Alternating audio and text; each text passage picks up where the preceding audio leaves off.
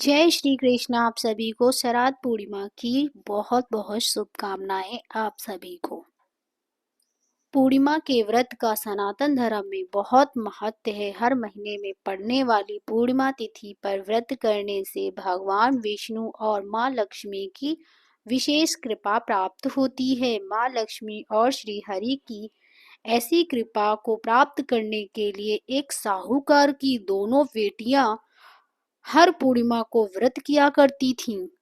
श्राद्ध पूर्णिमा पर सुने जाने वाली कहानी। एक साहूकार था, उसकी दो कन्याएं थीं। सुंदर और सुशील थी। दोनों बहनों में बड़ा प्रेम था। वह प्रेम पूर्वक रहा करती थी। देखते देखते वह बड़ी हो गई और धार्मिक कार्यों में उनका बड़ा मन लगा करता था। उनमें से एक बड़ी बहन थी, जो बड़ी बहन का पूजा पाठ में बड़ा मन लगता था, रीति रिवाजों को मानने वाली थी। छोटी बहन का इनमें किसी में मन नहीं लगता था। बड़ी बहन धार्मिक कार्यों में लगी रहती थी और छोटी बहन का बिल्कुल भी इन कामों में मन नहीं लगता था।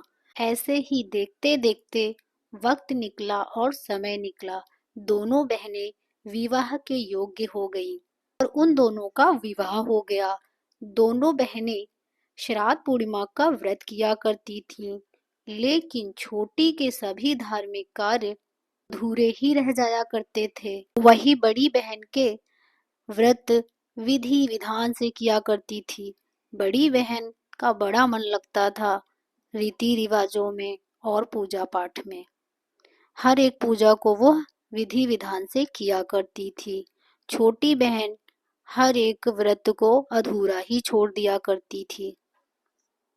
इसी के कारण छोटी बहन के जो बच्चे थे, जन्म लेने के बाद कुछ ही दिन बाद मर जाया करते थे। उसको बड़ा दुख होता था कि उसके साथ ऐसा क्यों हो रहा है। वह एक दिन दुखी होकर एक महात्मा के पास गई और महात्मा से पूछा कि महात्मा ने उसे बताया कि तुम्हारा मन पूजा पाठ में नहीं लगता है, इसीलिए तुम श्राद्ध पूर्णिमा का व्रत पूरे विधि विधान के साथ करो। महात्मा की बात सुनकर छोटी बहन ने पूर्णिमा का व्रत विधि विधान से किया। फिर भी उसका पुत्र जीवित नहीं बचा।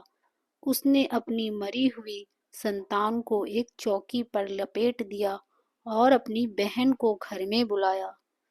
अनदेखा कर बहन को उस चौकी पर बैठने के लिए कहा। जैसे ही बहन उस पर बैठने गई, उसके स्पर्श से ही बच्चा रोने लगा। बड़ी बहन के एकदम से चौंक गई। उसने कहा, अरे तू मुझे कहाँ बिठा रही थी? यहाँ तो तेरा लल्ला है।